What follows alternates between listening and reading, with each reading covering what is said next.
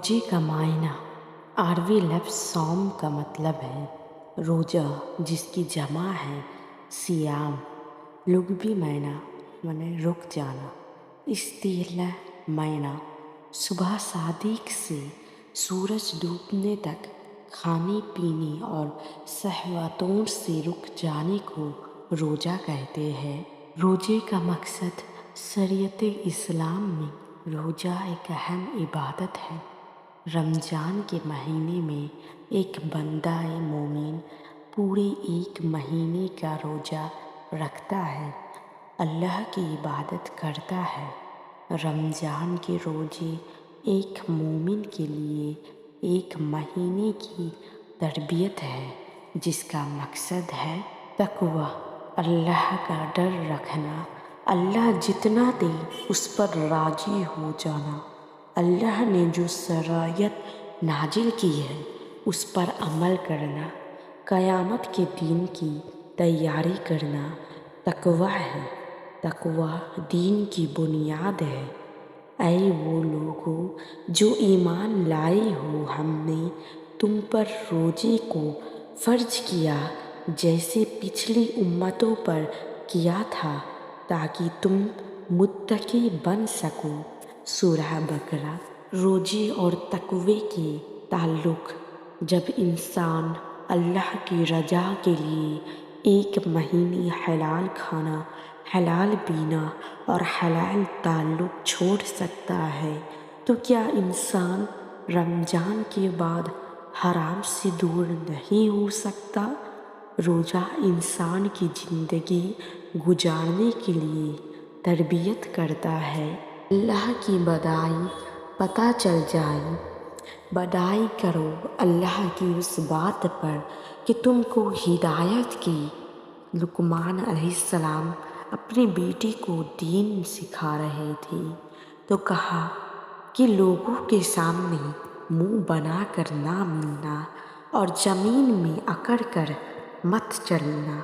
अल्लाह तकब्बुर करने वाले को पसंद नहीं करता।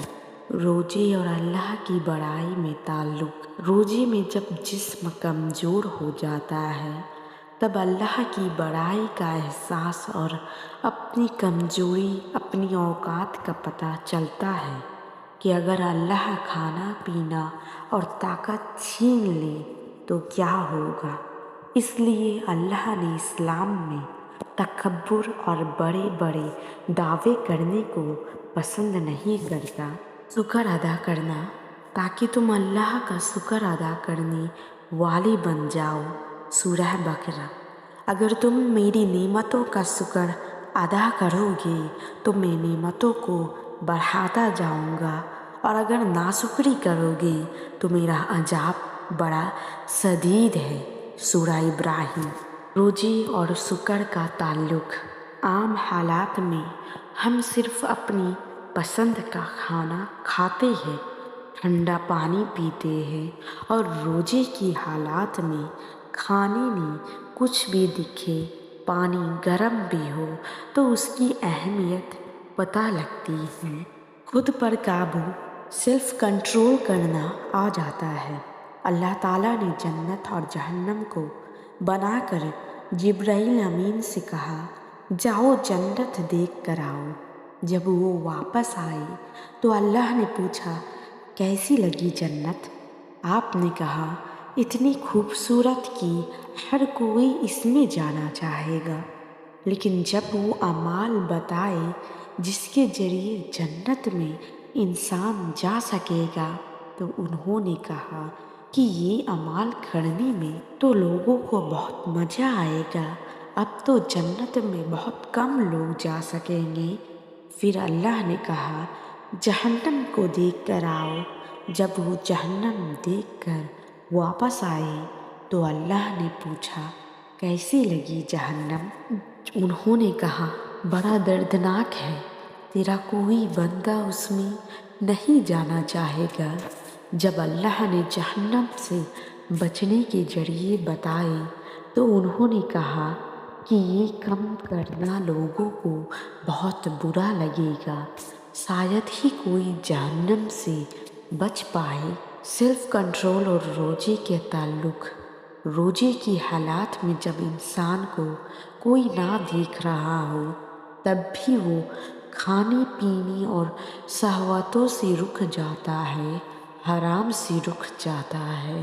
तिहाद अल्लाह के नबी सल्लल्लाहु अलैहि वसल्लम का फरमान, अल्लाह ताला किसी बंदे की मदद तब तक करता है जब तक बंदा बंदे की मदद करता है। रोजे और इत्तिहाद का ताल्लुक।